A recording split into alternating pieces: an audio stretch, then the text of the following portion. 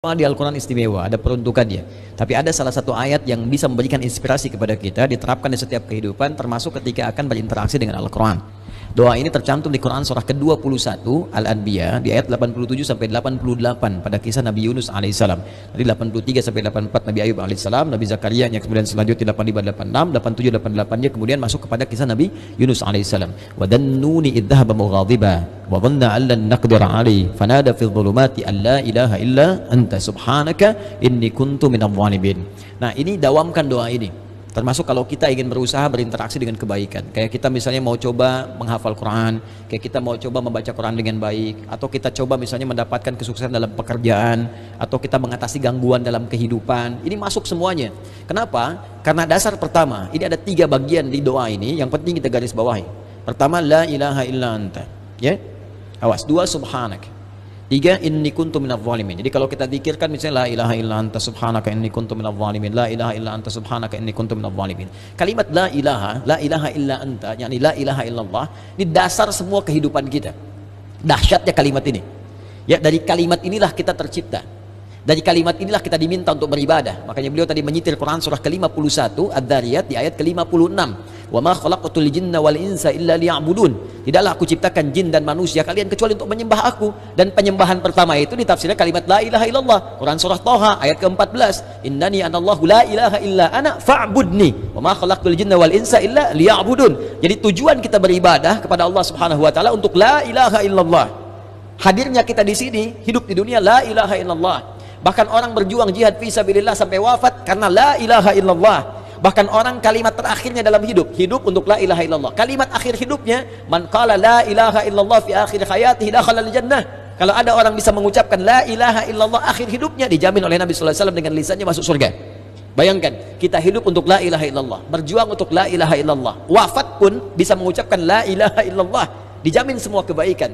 Jadi ketika kita berdoa menggunakan satu kalimat ini kepada Allah, seakan-akan kita mengatakan, ya Allah, bukankah dengan kalimat ini, bukankah dengan kata ini aku dihidupkan untuk beraktivitas, bukankah dengan kata ini aku diminta beribadah, bukankah dengan kata ini aku diminta untuk berjuang sampai wafat. Maka dengan semua keistimewaan di kata ini, ya Allah, mohon kabulkan, aku ingin minta sesuatu. Aku sakit, mohon sembuhkan, ya Allah.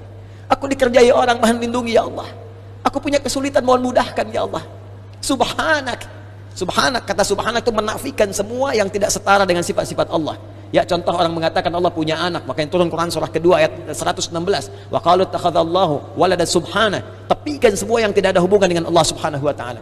Karena itu ketika kita mengatakan subhanak, ya Allah, aku meyakini enggak ada Tuhan selain Engkau. Enggak ada sifat-sifat yang layak Engkau sandang kecuali apa yang telah Engkau tetapkan. Aku mohon ampun, ya Allah, selama ini inni kuntu minadh dhalimin. Aku salah. Aku salah, ya Allah.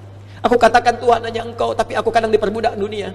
Aku ikut sesembahan dunia. Aku akhirkan ketika Engkau minta, Engkau panggil sholat, aku mengikuti panggilan dunia. Aku katakan subhanak, Engkau yang maha suci, Engkau yang maha esa, Engkau yang maha agung, tapi aku mengagungkan yang lain.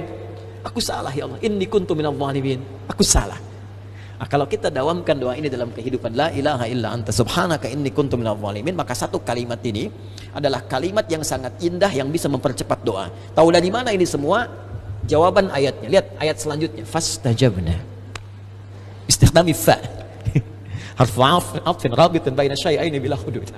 Cepat, huruf yang mengikat dua peristiwa dan berlangsung tanpa jeda. Peristiwa pertama berdoa, peristiwa kedua jawaban dari doa. Ya, wa qul wa fi hadhil ayat min ayat 83 84 qul fastajabna di ayu fastajabna pakai fa semuanya. Fastajabna, kami akan cepat jawab. Fastajabna, kami akan cepat jawab. Ya, jadi ketika Yunus alaihissalam memohon kepada Allah, jawaban dari Allah langsung mengatakan, siapa yang mengucapkan man qala la ilaha illa anta subhanaka inni kuntu minadh dhalimin fastajabna. Kami akan jawab, kata Allah Subhanahu wa taala. Ya. Ya, lalu apa yang terjadi kepada Yunus alaihissalam? Fanajainahu minal gham. Ya, kami lepaskan dari kesulitan hidupnya. Ya, tapi kalimat yang indah bukan kami bebaskan dari perut ikan paus, kami lepaskan dari gham.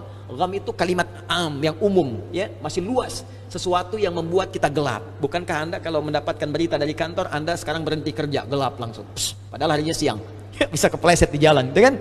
Lamaran ditolak langsung gelap, gitu kan? Itu gham namanya. Wa kadzalika nunjil mu'minin. Demikianlah kalau ada orang beriman setelah ini mengamalkan doa yang sama, kata Allah, kami jamin kami akan kabulkan seperti aku mengabulkan doanya Yunus alaihissalam.